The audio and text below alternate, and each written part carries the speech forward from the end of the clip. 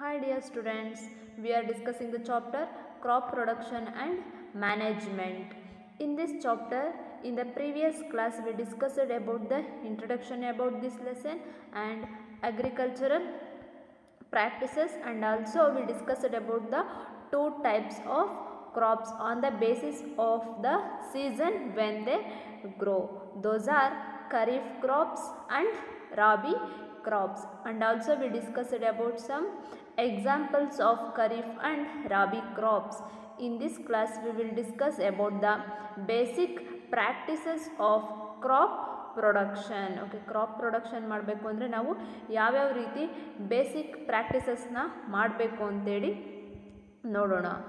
C, cultivation of crops involves several activities undertaken by farmers over A period of time.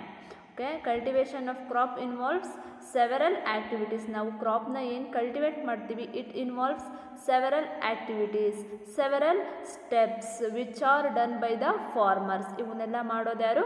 farmers.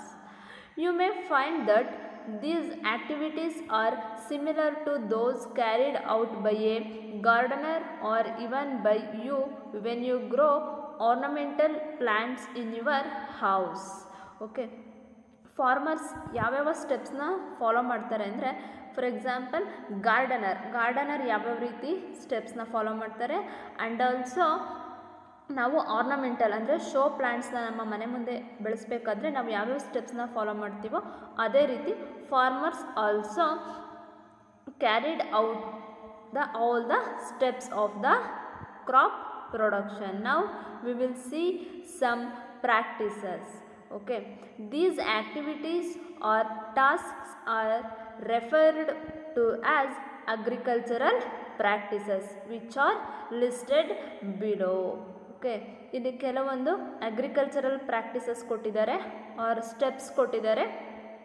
ಯಾವ್ಯಾವು? First one is preparation of soil, second one is sowing, third one is adding manure and fertilisers, fourth one is irrigation, fifth one is protecting from weeds, sixth one is harvesting, seventh one is storage. These are the practices which are done by the farmers to get the crops, to get the good crops. ನಮಗೆ ಒಂದು ಒಳ್ಳೆ ಕ್ರಾಪ್ಸ್ನ ತೆಗಿಬೇಕು ಅಂದರೆ ಇಷ್ಟು ಪ್ರಾಕ್ಟೀಸಸ್ನ ನಾವು follow ಮಾಡಬೇಕು. Which are those? preparation of soil, sowing, adding manure and fertilizers, irrigation, protecting from weeds, harvesting, storage. Okay, first we will discuss about the preparation of soil. Now we will discuss one by one about these practices. First ಏನಪ್ಪ? preparation of soil. Before sowing the seeds, first we have to prepare the soil. ನಾವು ಬೀಜನ ಬಿತ್ತನೆ ಮಾಡೋದಕ್ಕಿಂತ ಮುಂಚೆ ನಾವೇನು ಮಾಡಬೇಕು? ಸಾಯಿಲ್ನ prepare ಮಾಡಬೇಕು. Second one is sowing. Sowing means ಬಿತ್ತನೆ ಮಾಡೋದು. Third one is adding manure and fertilisers. Okay, ಏನು ಮಾಡಬೇಕು? ಸಾಯಿಲ್ಗೆ ಮ್ಯಾನ್ಯೂರ್ ಆ್ಯಂಡ್ ಫರ್ಟಿಲೈಸರ್ಸ್, ಗೊಬ್ಬರ ಮತ್ತು ಕೀಟನಾಶಕಗಳನ್ನು ಹಾಕಬೇಕು. Fourth one is irrigation. Irrigation means ನೀರು ಕಟ್ಟೋದು. Next protecting from weeds. Some insects are attack on the crops, so protecting from weeds, insects ಇಂದ protect ಮಾಡಬೇಕು. Next harvesting. ಹಾರ್ವೆಸ್ಟಿಂಗ್ ಮೀನ್ಸ್ ಸುಗ್ಗಿ. Next storage means after harvesting we have to store the crops. ನಾವು ಬೆಳೆದಿರೋಂತಹ ಬೆಳೆನ, ಸೀಡ್ಸ್ನ store ಮಾಡಬೇಕು. These are the steps. ನಾವು we will discuss one by one. First one is preparation of soil. The preparation of soil is the first step before growing a crop. One of the most important tasks in the agriculture is to turn the soil and loosen it. Okay, the preparation of soil is the first step before growing a crop. ನಾವು ಯಾವುದೇ ಬೆಳೆ ಬೆಳೆಯೋದಕ್ಕಿಂತ ಮುಂಚೆ this is the first step, which is that preparation of soil.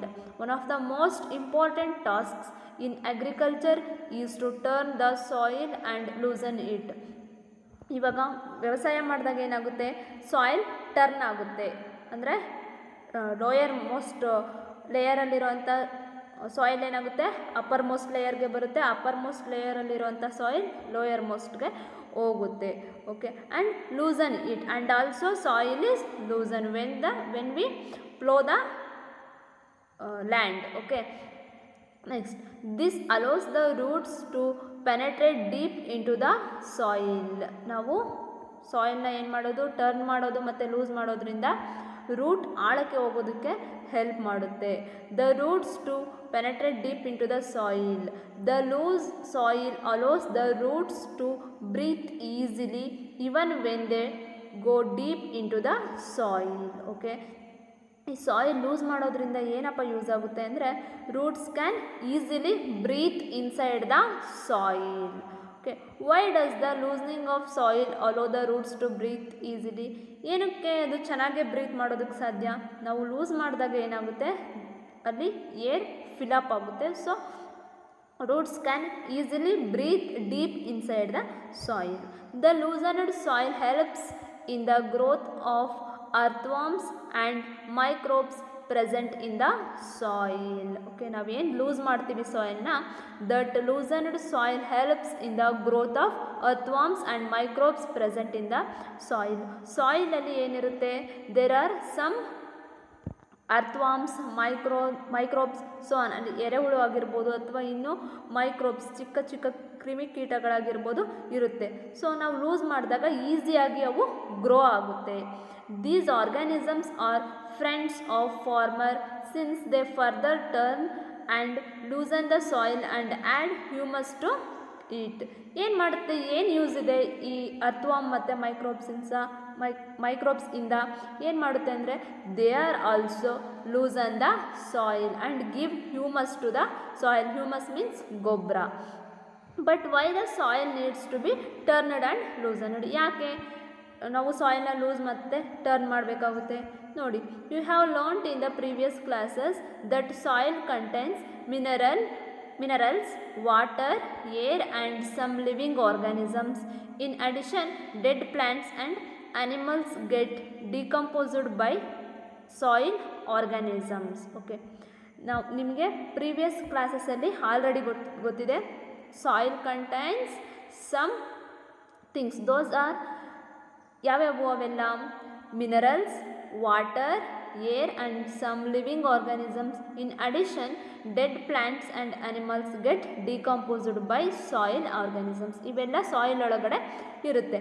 In this way, various nutrients in the dead organisms are released back into the soil.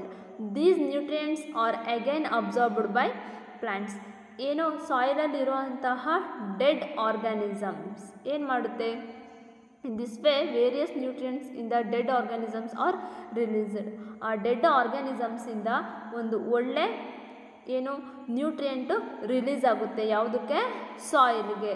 So that plant can get the nutrient from the soil which dead organisms released. Dead organisms release ಮಾಡಿರುವಂತಹ ಒಂದು ನ್ಯೂಟ್ರಿಯೆಂಟ್ನ plant ಮತ್ತೆ absorb ಮಾಡಿಕೊಳ್ಳುತ್ತೆ.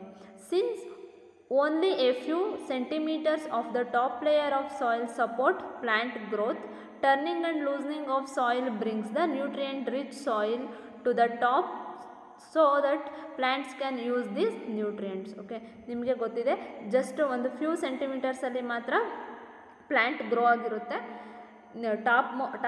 Top most ಸಾಯಿಲಲ್ಲಿ plant grow ಆಗಿರೋದು ನಿಮಗೆ ಗೊತ್ತಾಯಿದೆ.